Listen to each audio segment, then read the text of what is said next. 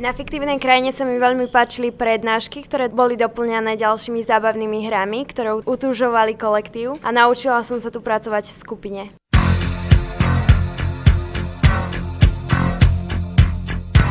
Som spoznal nových ľudí a stretol som sa so staršími kamarátmi.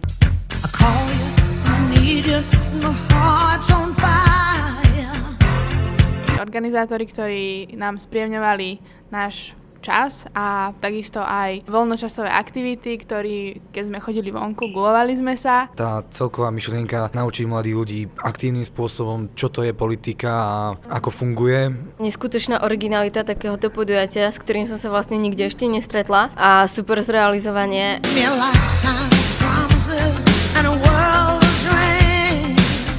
Mne sa najviac páčila možnosť zúčastňovať sa na riadení štátu a všetky tie aktivity, ktoré sme tu mali. Nahromadenie jedinečných ľudí, ktorí majú nejaký cieľ a chcú niečo v živote dokázať a niečo pre seba aj robiť. Na fiktívnej krajine sa mi páči celá organizácia a všetky workshopy a prezentácie.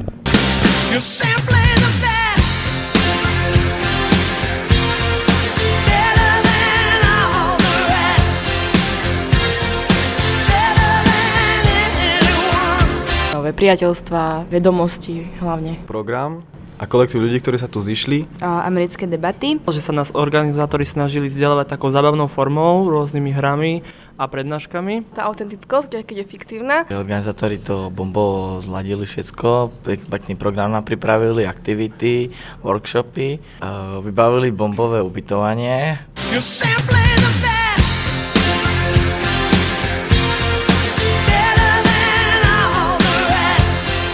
Workshopy, kde sme mohli prejaviť svoju kreativitu a byť tvoriví a to, že sme mohli vyjadriť svoj názov na plnú hubu a hádať sa za ňo a proste stáť si za tým a nikto nás za to neodsudzoval.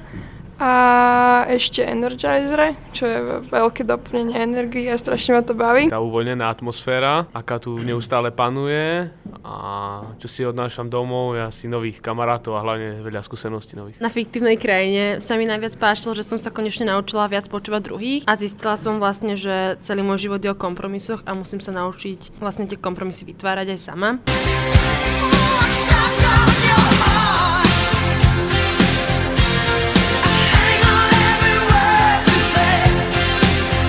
Bola to prednáška o lobbingu, potom prednáška tajomníka Šusky na tému vlastne politológie, aby nás zasvetil do dejú fiktívnej krajiny. Super časopis, ktorý vydávame. Ďalej sa mi páčili aktivity, ktoré boli zábavné. Okrem teda tých politických znalostí sme dostali aj znalosti v oblasti mass médií, takisto aj tým organizátorov, že vedeli byť na jednej strane veľmi formálni, ale na druhej strane sa vedeli aj odviazať.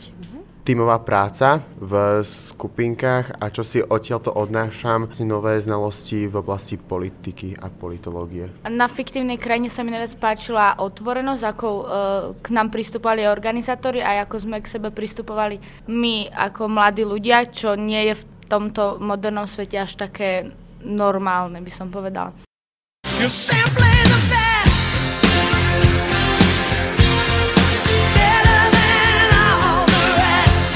Oceňujem skvelú prácu organizátorov, veľmi sa mi páčili fingované voľby do parlamentu našej fiktívnej krajiny, lebo som sa dnes cítila ako skutočná poslankyňa. Aj keď sa tu ľudia stretli, ktorí sa videli prakticky prvýkrát v živote, tak celý čas, celú tú dlhú dobu boli ako jedna veľká rodina.